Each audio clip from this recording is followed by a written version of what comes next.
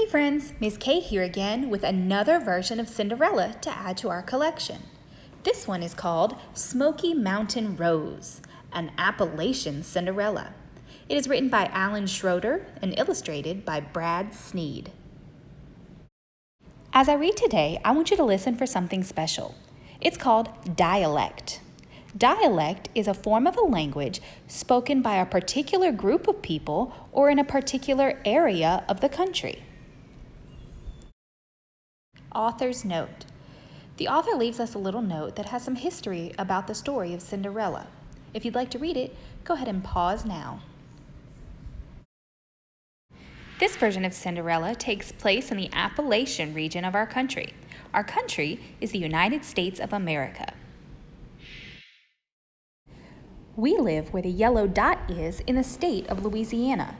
If you notice the color of Louisiana, it's very green. That means it's very flat and not very high above the ground. The setting for this story is the area around the Appalachian Mountains. The Appalachian Mountains can be found inside the red oval on my map. Notice the color inside the red oval. It gets a little brown and bumpy. That means the earth is raised up like mountains. Now listen, smack in the heart of the Smoky Mountains, there was this old trapper living in a log cabin with his daughter. One night, while Rose was frying a mess of fish, the trapper, he starts looking dejected like. "I reckon it's hard on ye not having a ma," he said. "Tell me, Rose, would you like me to get hitched again? There's a widow woman with 2 daughters down the road a piece. Way I see it, we'd all fit together neater in a jigsaw." "I don't mind," said Rose, setting a plate of cornbread on the table. "You go a-courtin', Pa, if you think it's best." So before the huckleberries was fit for picking, the trapper got himself hitched for the second time. That's when the trouble started a-brewing. You see, Gertie, the new wife, she was just about the crossest, fearsomest woman that side of Tarbelly Creek. And her 2 daughters, why, they were so mean they'd steal flies from a blind spider. And vain, them girls could waste a whole day admiring themselves in the mirror. "Ain't I purty?" Annie would say, peering into the glass. "Not as purty as me," Liza Jane would retort. "Y'all watch. Someday I'm gonna marry me a fine gentleman, go to Memphis and live like a lady." Rose, on the other hand, was a sweet little thing, always looking out for others and taking care of sick critters and the like. Annie and Liza Jane couldn't stand the sight of her. To be ornery, they dressed her in the sorriest looking rags and made her do plumb near every chore. Well, it just about broke the trapper's heart to see his daughter out milking the cow and collecting the firewood and churning the butter. He would have talked to Gertie about it, but talking to her was like kicking an agitated rattler. The trapper figured it was best to say nothing at all. This went on for a long time. Then one day, the trapper up and died. Rose had loved her pa something fierce, and for days on end, she couldn't stop a-weeping. Finally, Gertie lit into her, mean as a hornet. "Shut up that crying," she screeched, "or I'm gonna feed you to the dogs, you hear?" From then on, Rose's life was just about as hard as it could be. Chores from sun up to sundown. Course, she thought of running away, but she didn't have anywhere to go. She figured she just had to sit it out and wait for a better day to come along. Now it so happens that on the other side of the creek, there was this real rich feller, made his fortune in sow bellies and grits. Well, this feller wasn't hitched yet, so one day he gets the bright idea to invite all the neighbor people to a fancy old party, thinking he might find himself a wife. When Annie and Liza Jane got their invitation, they plumb near went crazy with excitement. "I'm gonna order me a brand new dress out of that there catalog," Annie declared. "No, you ain't," cried Liza Jane. "That catalog is mine, you skunk. Take your hands off it." Now Rose, she sort of figured she was invited too. When Annie and Liza Jane heard that, they started a-howling. "Lord of mercy! Who'd want to dance with a dirt clod like you?" For the next few days, they worked Rose like they was fixin' to kill her. A full hour before the sun was up, she'd be ironing their dresses and polishing their shoes and every other darn fool thing. Now Rose, she wanted to go to the party something awful, but she held her tongue for fear of being laughed at again. The actual night of the shindig, the two sisters were downright hateful. "Hand me that comb, stupid! Tie my hair ribbon! Where's my corset?" Rose ran left and right, trying to keep up with their demands. Finally, towards 7 o'clock, Gertie and her daughters piled into the tater wagon. Whipping the mule, they went a-rumbling down the dirt road, chortling out "Skip-to-Maloo" at the top of their lungs. Rose, meanwhile, sat next to the pigsty and cried. Far off across the creek, she could hear the sound of fiddle music. That made her cry even harder. Just then, one of the hogs comes moseying up to the fence and starts talking to her. "You sure look miserable, honey. But don't you fret none. I know magic and I can help." Rose, she just stared, figuring she done lost her wits. But the hog kept right on talking.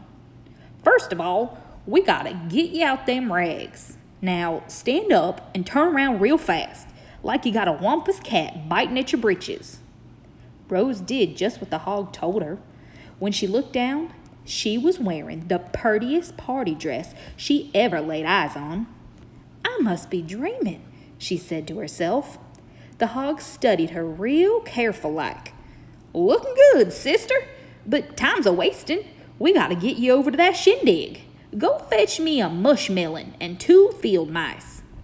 Again, Rose did just what she was told.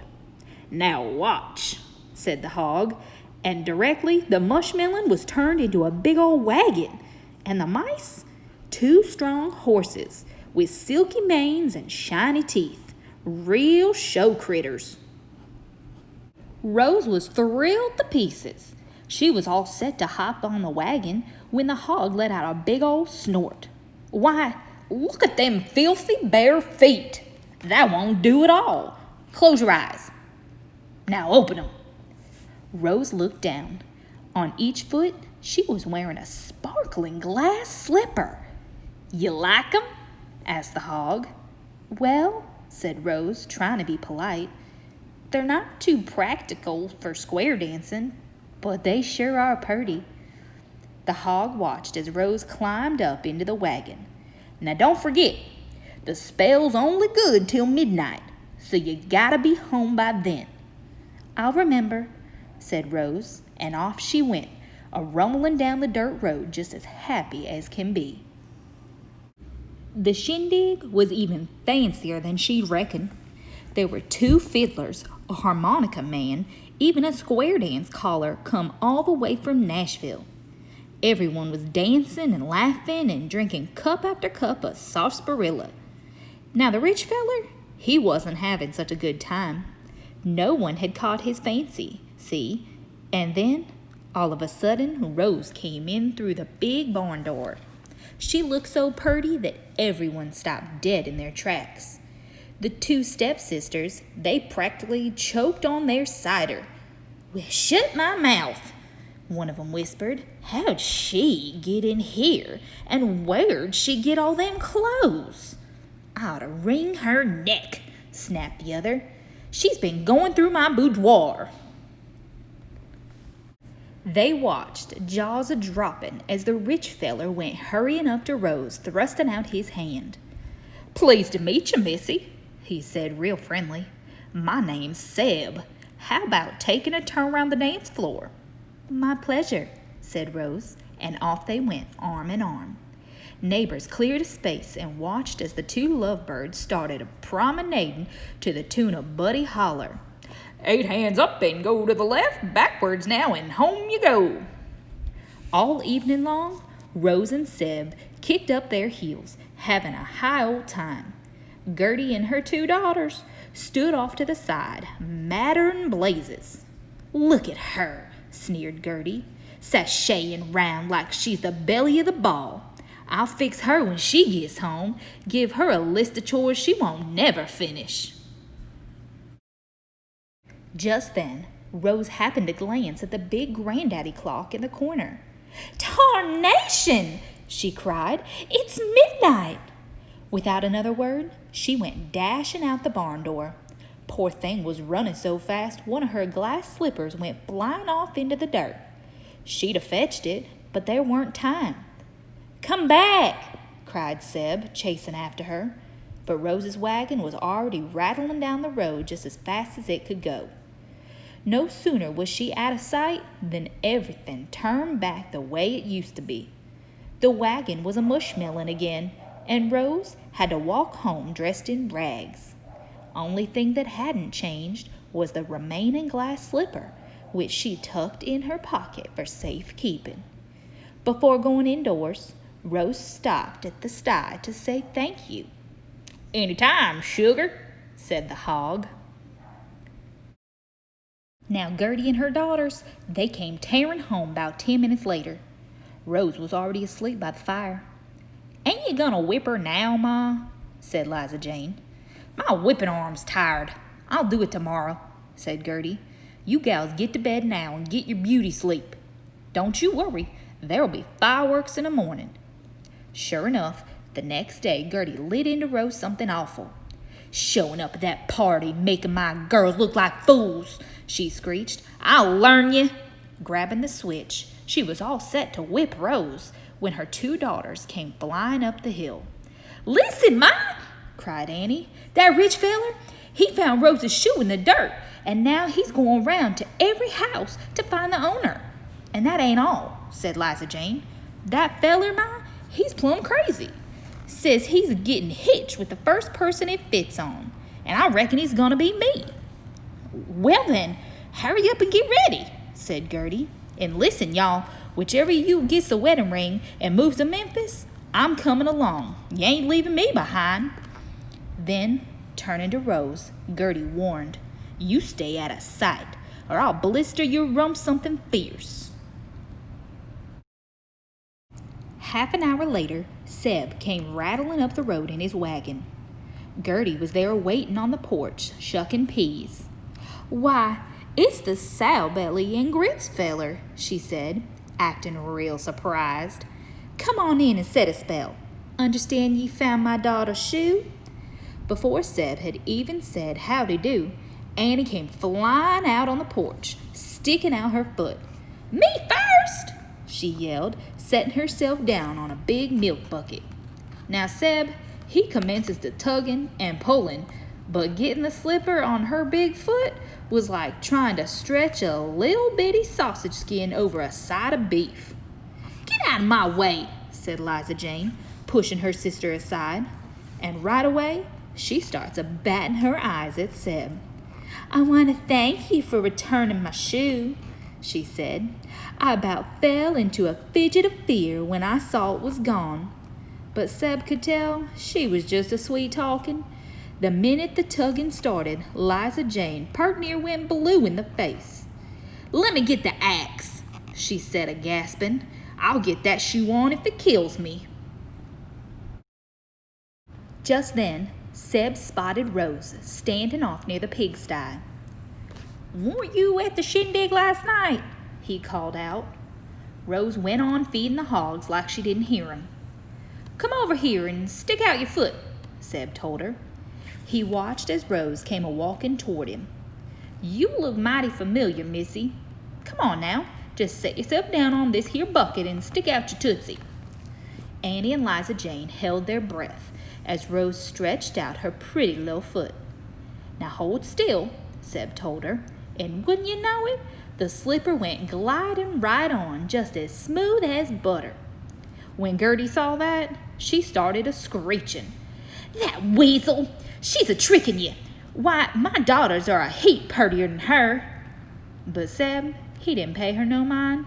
Happy as a pig in a peanut patch, he took up Rose's hand and held it tight. "I knew I'd find you," he whispered, and Rose nodded, all teary-eyed. Then, remembering the other slipper, she took it out of her pocket and put it on. Very same moment, the hog started snorting and kicking up a fuss.